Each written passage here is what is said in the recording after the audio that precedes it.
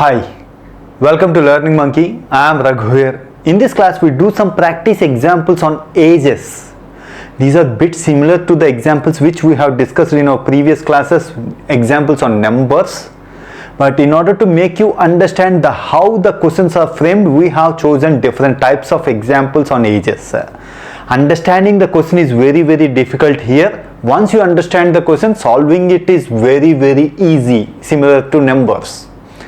Now coming to this today's class, so our first example is bit simple in order to make you understand the way the questions are framed. Rajiv's age after 15 years will be 5 times his age 5 years back.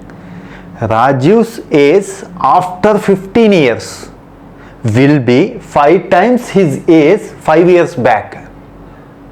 What is the present age of Rajiv? We are assuming that the present age of Rajiv is X. Yes. Rajiv's age after 15 years means X plus 15 equal to will be 5 times his age 5 years back. 5 multiplied by X minus 5. So if you solve this equation, you will get it as X plus 5 is equal to 5X minus 25. X is equal to 10. So the present age of Rajiv is 10. Once you understand the question, solving it is very easy. Now we'll improve the complexity. Coming to the second example, the ages of two persons differ by 16. See here, they did not mention what's the persons are. The ages of two persons differ by 16 years. If 6 years ago the age of elder one is 3 times as old as younger one, the ages of two persons differ by 16. If 6 years ago the age of elder one is 3 times as old as younger one, find their present ages. See, in this type of questions, which one we choose it as X? It's very important which one we have to choose it as X. Let's try to understand with an example. Here in our example, let the age of younger one is X. Why we have chosen the age of younger one as X? Why not we can choose it elder one as X? If you choose elder one as X, then from the question, 6 years ago the age of elder one is 3 times as old as younger one.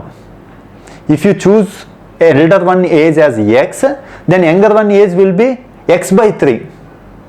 So divided by 3, solving these equations if division is there is very difficult. Anyhow you are going to get the answer, but solving it in easy way is very important. So that's why always our equation should be in multiples and additions. If you want to get the equation in multiples and additions, choose young one as X. So now by seeing the equation you will understand why we have chosen young one as X. If you choose the young one as X, from the first statement the ages of two persons differ by 16. If you subtract the two ages, the difference is 16. If you choose young one as X, what is the age of elder one? X plus 16. Because X plus 16 minus X, you are going to get 16. So that's why let the age of younger one is X, then the age of elder one is X plus 16. From the second statement, if 6 years ago the age of elder one is 3 times as old as, 6 years ago the age of elder one is 3 times as old as younger one. So X plus 16, this is the age of elder one, minus 6. 6 years ago the age of elder one is 3 times the age of younger one.